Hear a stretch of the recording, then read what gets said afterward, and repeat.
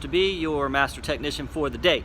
Today we are going to talk about cabin air filters. Okay, so cabin air filters are a preventive maintenance item that most cars nowadays have, and today we are going to be looking at a Jetta Mk6.5 GLI, and I'm going to teach you how to do this yourself. And you should be able to do this yourself with very minimal tools, and should take about 10-15 minutes maybe, and anybody can do this. So on this one, it is replaced every 20,000 miles, but if you live in a dustier climate, may have some pollen, things like that, you want to go ahead and change that sooner, or at least inspect it every once in a while, make sure it's not clogged.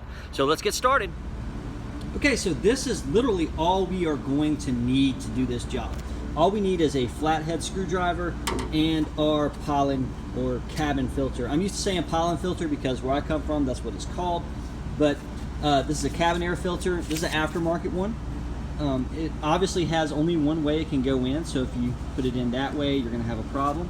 And this one is located underneath the dash on this car. This is my GLI here.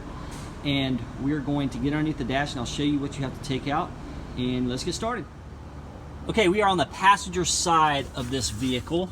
I'm going to try to get under here. It's going to be a little hard to see, but you will see a little tab here, and there's one right there, and they have little slots in them. You put your screwdriver in, and let's see here. So they just come out. It's hard to do one-handed. They just screw out, and once you get off that, this foam piece will come down. And let me go ahead and get that out of the way, and then I'll continue the video. Okay, so I've taken the little screws out here. See, they just screw out, and your flathead will fit in that little slot right there. And they just come out just a couple of turns, and this foam piece right here will come out of the way.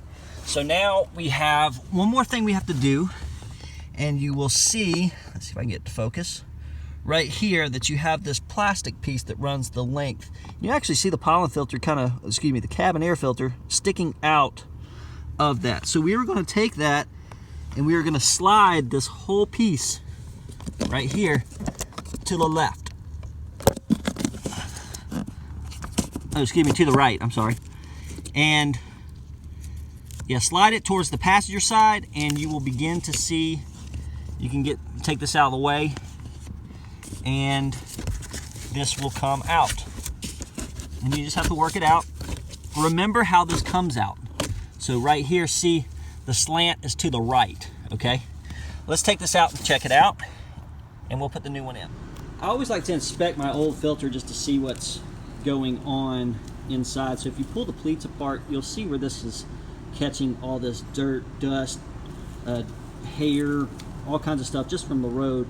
And this one's not really in bad shape. I've seen some really bad ones before. I've pulled out, some that have been in there 70,000-80,000 miles, and whole pieces of leaves, pine straw, dead animals, all kind of stuff come out. So this one's not too bad. I'm gonna go ahead and replace this anyway.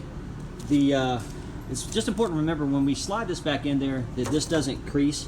If it hangs up on something, this will crease like this, and it can allow air past it. So we're definitely wanting to put it in. Just go slow with it, go easy with it, and make sure that you have it pointed the right direction, because if you have it pointed this direction, yeah, it's going to crease up going up because it has to make up for that space that isn't there. So make sure that you just get it in nice and straight. Okay, so back again, we're just going to take our hand, line this up. Sorry guys, it's so hard to see down here.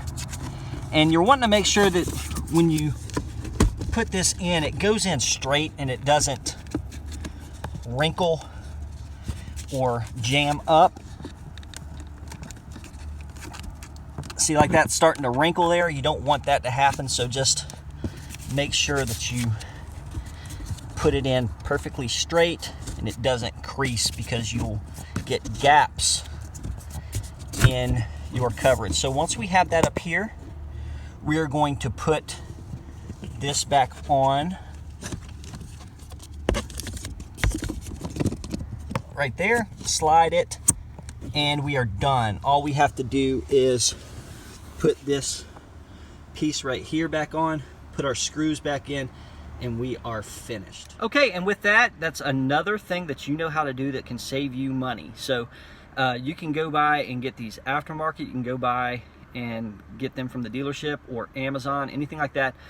Most of these are all made in the same place anyway. So you can do that, save you some time, save you some money, and keep your car clean, dust-free, odor-free. And so that's pretty much it.